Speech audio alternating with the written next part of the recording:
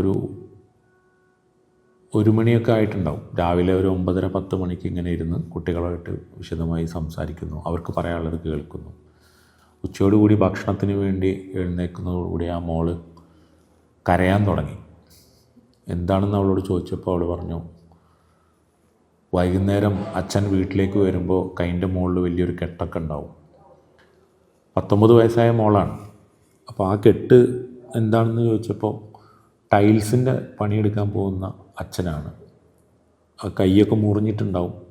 മിക്കവാറും ദിവസങ്ങളിൽ കൈൻ്റെ മുകളിൽ ഈ കെട്ടൊക്കെ ആയിട്ടാണ് വരിക. ഞാൻ ഇന്ന് വരെ എൻ്റെ അച്ഛനൊന്ന് തൊട്ട് നോക്കിയിട്ടില്ല, എൻ്റെ അച്ഛനെ ഒന്ന് എന്തേ പറ്റിയെന്ന് ഞാൻ ചോദിച്ചിട്ടില്ല എന്ന് പറഞ്ഞിട്ടാണ് ഇവൾ കരയുന്നത്. ഒരു തിരിച്ചറിവാണ്. ഈ പ്രതിസന്ധി അനുഭവിക്കുന്ന മനുഷ്യരെക്കുറിച്ചൊക്കെ നമ്മൾ സംസാരിക്കുകയും നമ്മളെത്ര അനുഗ്രഹീതരാണെന്ന് പറയുമ്പോഴും ഈ മോള് തിരിച്ചറിയാണ്, ഞാൻ എൻ്റെ അച്ഛൻ്റെ വിയർപ്പാണ് ഇത്രയും കാലം ഞാൻ പഠിച്ചതും ഞാൻ ജീവിച്ചതും ഞാൻ ധരിച്ച വസ്ത്രമൊക്കെ എൻ്റെ അച്ഛൻ്റെ വിയർപ്പാണെന്ന് ആ കുട്ടി തിരിച്ചറിയാണ്.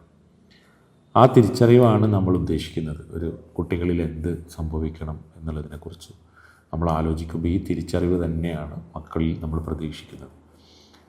അവൾ പറയുന്നത്, ഇന്ന് എൻ്റെ അച്ഛനെ ഒന്ന് തൊടണം എന്നാണ്. ഇത്രയും കാലമായിട്ട് വൈകുന്നേരം ഒരു ക്ഷീണിച്ച് അവശനായി വന്ന് കിടന്നുറങ്ങുകയും രാവിലെ ഒരു യന്ത്രം പോലെ എഴുന്നേറ്റ് ജോലിക്ക് പോവുകയും ചെയ്യുന്ന അച്ഛനെ ഞാൻ ഇതുവരെ തൊട്ടിട്ടില്ല എന്ന് പറയുന്ന ആ മോള് ഉറപ്പാണ് അവളുടെ ജീവിതത്തിൽ, തുടർച്ചയായ ജീവിതത്തിൽ അത് പാലിക്കപ്പെടും എന്നെനിക്ക് നല്ല വിശ്വാസമുണ്ട്. കാരണം നമ്മൾ ഉദ്ദേശിക്കുന്നത്, ഇല കൊണ്ട് ഉദ്ദേശിക്കുന്നത് ഈ ഒരു തിരിച്ചറിവ്, കുറേ ആളുകളെ സഹായിക്കുക, കുറേ രോഗികൾക്ക് മരുന്ന് കൊടുക്കുക, അല്ലെങ്കിൽ മറ്റെന്തെങ്കിലുമൊക്കെ ചെയ്യുക എന്നുള്ളതിലുപരി ആരോഗ്യമുള്ള മനുഷ്യർക്ക് തിരിച്ചറിയാനുള്ള, പ്രത്യേകിച്ച് നമ്മുടെ കുട്ടികൾക്ക് തിരിച്ചറിയാനുള്ള ഒരു സ്പേസ് ആയിട്ട് തന്നെയാണ് നമ്മൾ ഈ സംവിധാനത്തെ കാണുന്നത്.